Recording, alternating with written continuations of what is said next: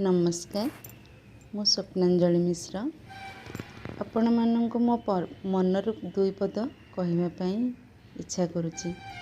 एमती आज सकाळे मो बगीचार बुलूली गछरे पानी देली पानी देकरी फूल फुटी मु जाइली ठाकुर किसी फूल तोड़ापी तो फूल को देखी ने से माने जो पवन रे दोहली दोहली फूल को फूल बाजुले पुणी के फूल रे कंटारे बाजुले माने मन खुशी रे तांको देखिले केमती गोटे मनटा माने आपे आपे खुशी हो जाउथला।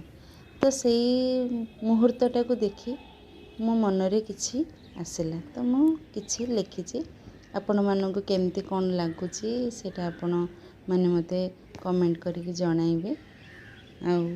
एबे मु गीतटी को कहूछि मो कविताटी को।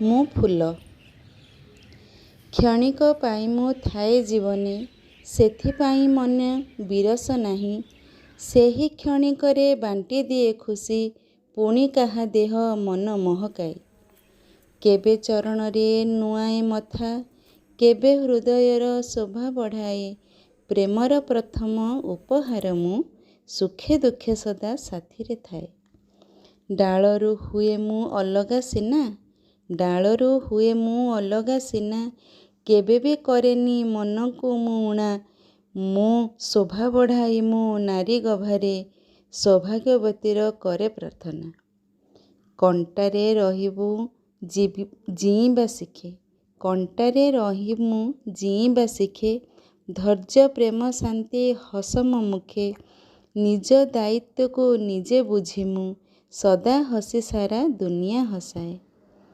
रंग बिरंग दुनिया रे मु केही नाही मोर आपना पर उच्च नीच ठारू थाई मु दूरे छोट जीवन मु करे साकार।